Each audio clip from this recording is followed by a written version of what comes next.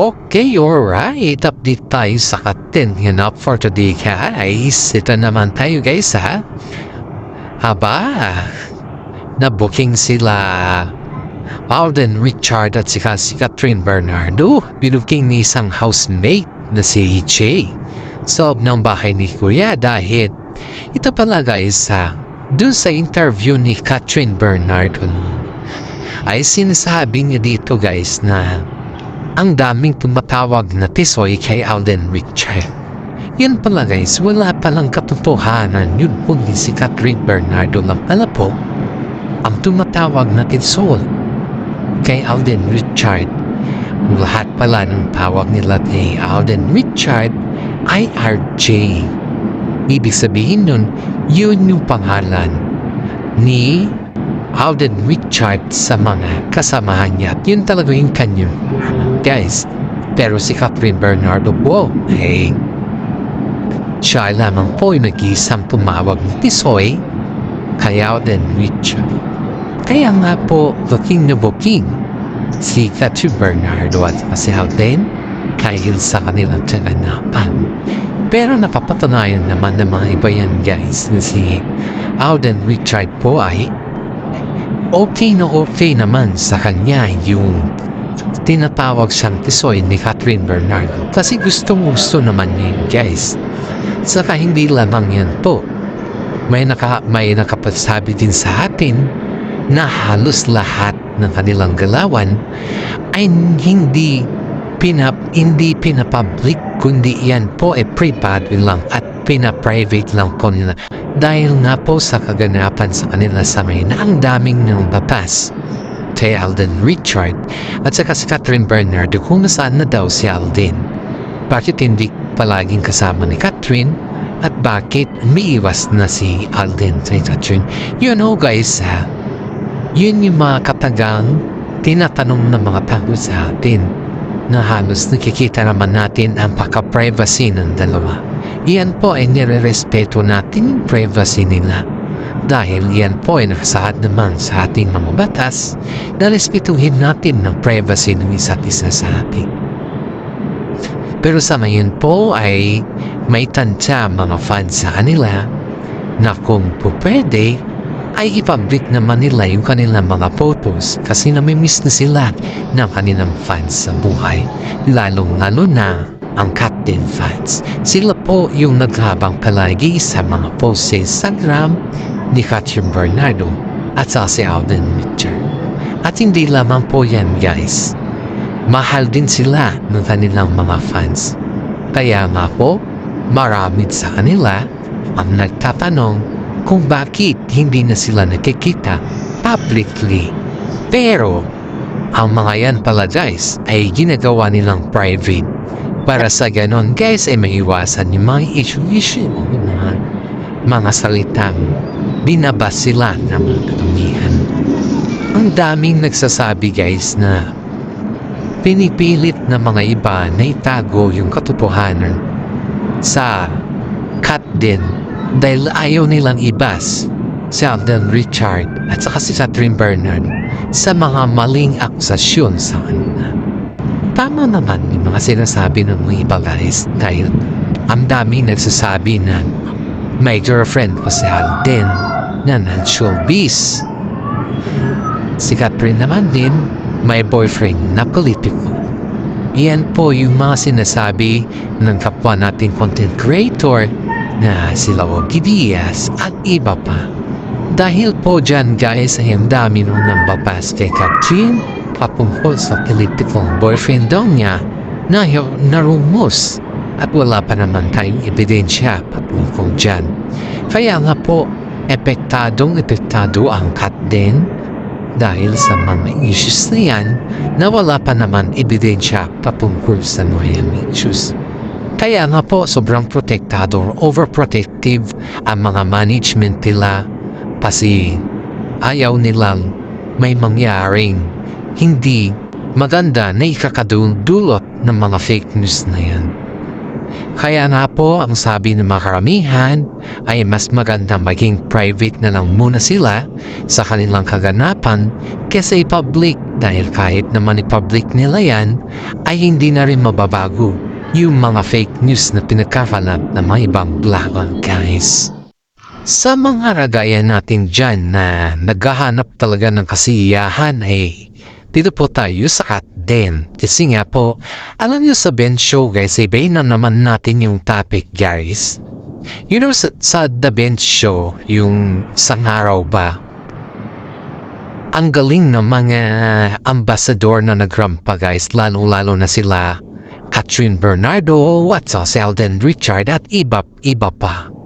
Ang unang nag-entrance po sa bench show na yan is si Alden Richard talagang sobrang sigaw or anumang klaseng sigaw or ingay ang pinagkaloob ng mga fans sila sa kanila dahil kitang-kita naman dito kung ano yung ebidensya na hinahanap natin kay Alden. At in fairness ang wapo ni Alden dito bagay sa kanyang buhok. Ganun pala pag yung nagupitan si Alden na medyo okay sa kanya. Sobrang gwapo niya pala tignan guys. Parang nga po, ang daming nagsasabi na 40, I don't know if ilang taon na si Alden, mga 30 plus or 14 na siya. Kasi hindi naman na, si Catherine kasi is 28 or 29, parang ganon si Catherine eh. Bata pa kasi si Catherine sa si Alden kasi is may mga edad na. And at the same time kasi si Alden din parang si Daniel konti lang yung gap niya ni Catherine Bernardo. Parang 2 years lang yung lamang eh.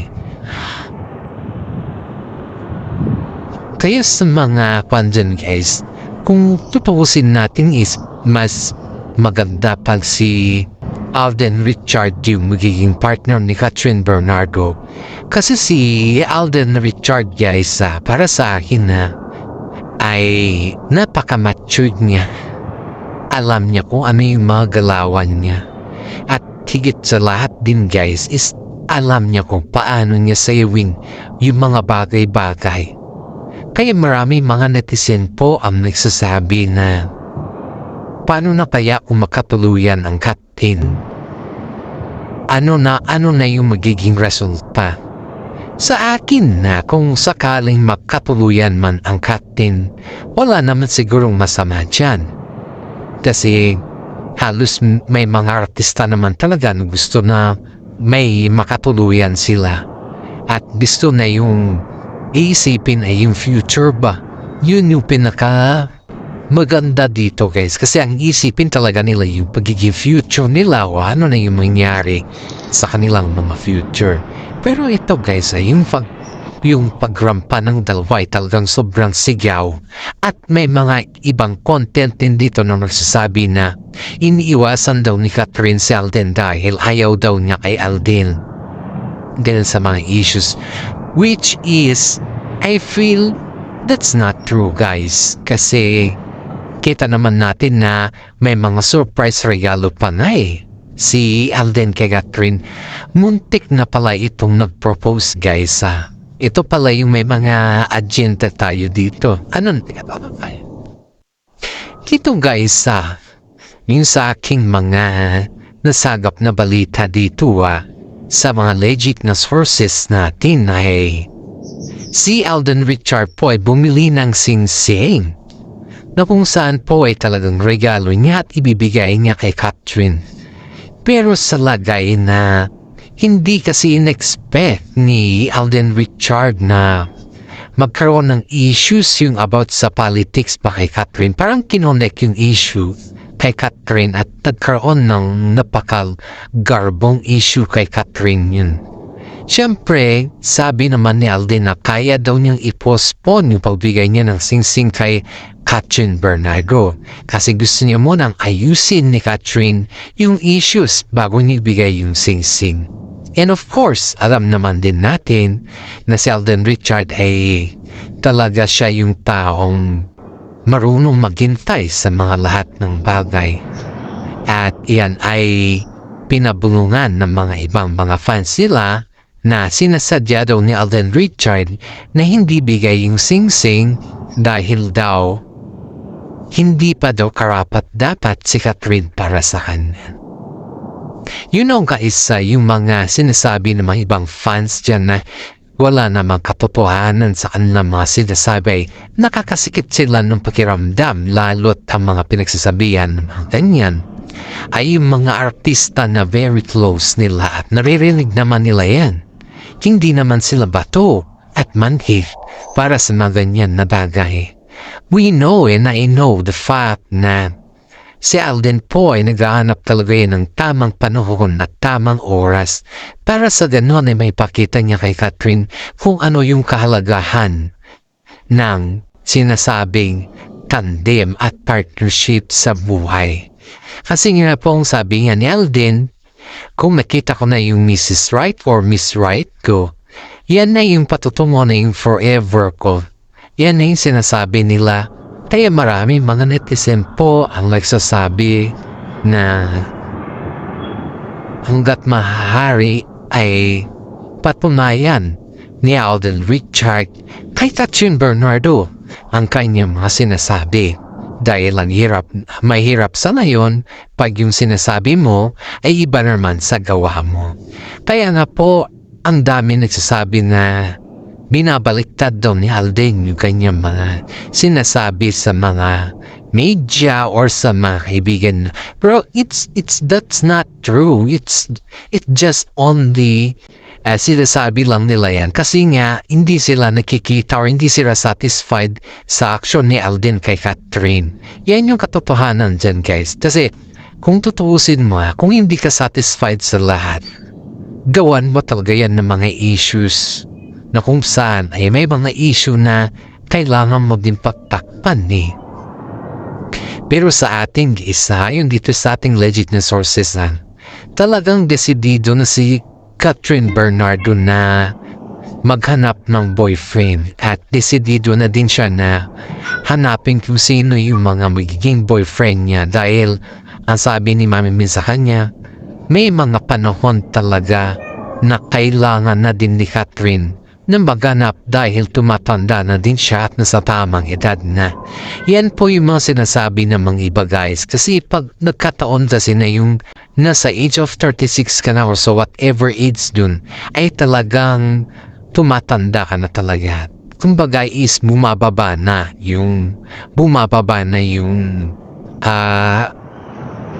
immune system mo ba at iyon yung ayaw nilang mangyari kay Catherine kasi gusto nila kasi guys yung umabot ka ng 30 ganon ay ready na si Catherine Bernardo sa lahat, hindi yung nagbabantayan mo na sila na kung ano-ano dyan. Yun yung ayaw ni Catherine eh. Pero sabi nga ni Alden, kahit anong ibato nyo sa akin na putik, batuhin ko kayo ng tinapay. Kaya na po maraming natuwa sa triptych post ni Alden na butuhin nyo man ako ng sangkadamakmak na bala ng putik or putik. Ang importante, ang ibabato ko sa inyo ay tinapay. So, ibig sabihin nun guys, walang pakialam sa Alden sa mga sinasabi ng mga bastos patungkol sa kanya. Kasi ang main purpose naman talaga ni Alden ay ang patunayan sa kanyang sarili na kaya din niya at siya po ay kaya niya maghintay at kaya niyang umiwas sa mga negatibong processing ng mga fake news. Kaya nga po, sabi ng mga iba kay Alden ay masyado siyang matibay para kay Catherine. Pero si Catherine naman ay inappreciate si Alden dahil alam niya naman na lahat ng ginagawa ni Alden ay para sa kanilang dalawa. At yun po, si Alden naman po ay very secretive na tao yan. Kagaya din ni Catherine, naging public lang naman si Catherine gawa ng Katnili. Pero in fairness nung sila ni Alden talagang kita mo yung pasigway nilang dalawa. Si Alden naman kasi marunong umintindi yan eh. Umpisa't sa pulpa naman. Nagigibwe yan kay Daniel Padilla nung Hello Love nila. Low love goodbye nila noon. Pero nung nabang tumatagal na guys ay nararamdaman na ni Alden yung closeness at gustong-gusto rin siya ni Catherine Bernardo.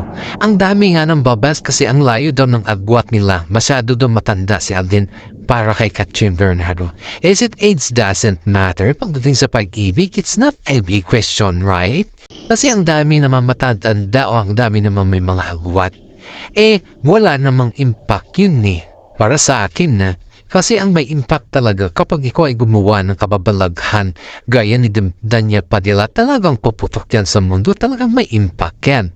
Yan yung sinasabi nilang explosion of the truth, di ba? Kaya nga po guys, ingat-ingat tayo sa lahat ng bagay kahiri. Alam naman din natin na hindi natin matutumbasan ang kahihiyan ng ibang tao pagdating sa mga fake news, diba?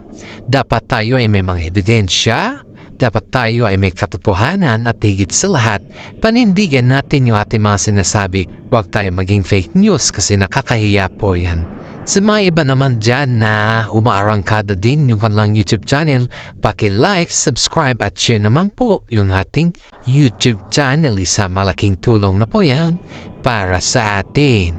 Maraming salamat guys at alam kong naiintindihan ninyo kung bakit na kayo naiinip dahil dito kasi pag naiinip ka wala kang makatanggap na kung ano klaseng updates patungkol sa iyong idulos buhay. Ito guys ang daming nagsasabi na bakit kailangan magpasalamat sa Chaplin kay Alden. Alam naman ng lahat na hindi na makarapat dapat si Alden daw para saan. Of course no, karapat dapat si Alden para kay Catherine kasi alam naman din natin na si Alden lang naman nagbibigay ng saya kay Catherine Bernardo. At wala na iba diba? That is the reality talk, that is the right and that is the flow of everything na sabi nila. And hopefully, intindihan po natin to. Paki-like, subscribe, and share naman po ng ating YouTube channel. Maraming salamat at God bless po sa ating lahat.